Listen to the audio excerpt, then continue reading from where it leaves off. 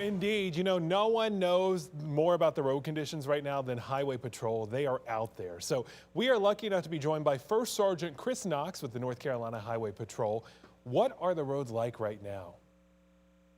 Well, we know we've in some regards dodged a bullet. The trees, the power line issues that we were expecting, fortunately hasn't come to fruition. But the road conditions are still bad. We've been fortunate, but we know that we can't let our guard down, and we need people to continue to stay home, and that's going to be the case into tomorrow. If people do get out and about, any advice for them on how to drive in that mess? It's all going to come down to their speed. If they've decreased their speed enough, they have a chance of navigating the road conditions we're dealing with.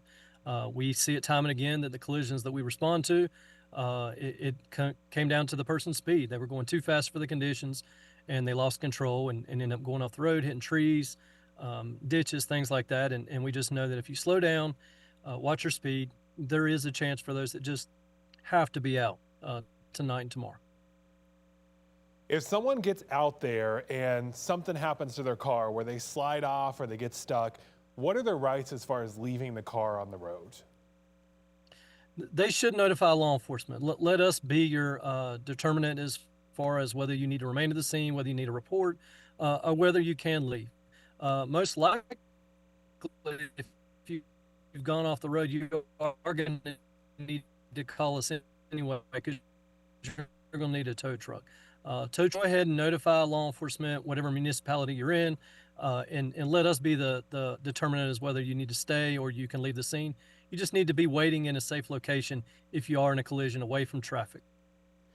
Okay, so our cars are tough for all of us to drive. Do you guys have any special equipment to keep Highway Patrol out there and roaming around? Yeah, absolutely. So we have to drive in all types of conditions.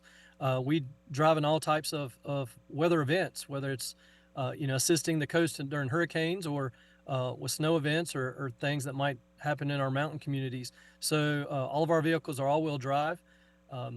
That's something that our command staff had prioritized over the last few years, knowing that we're a diverse state, diverse topography, and that we really have to be ready to help people when they call us, and we've got to have the right equipment. So we do, and a lot comes to just a lot of training and a lot of experience. I've been, unfortunately, driving on road conditions like this since 2002, back to when we had a pretty bad ice storm back then. And just over time, you realize how important it is to go slow, and a lot of the tricks it takes to really be able to navigate these conditions safely.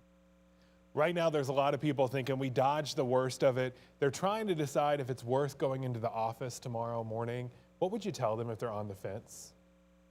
If you're on the fence, then the answer is no. We know that we're just not out of the woods yet. The temperatures are not going to do us any favor tonight and in the morning. We need the sun come out. We need the temperatures to rise. Until that happens, the road conditions just aren't going to get any better.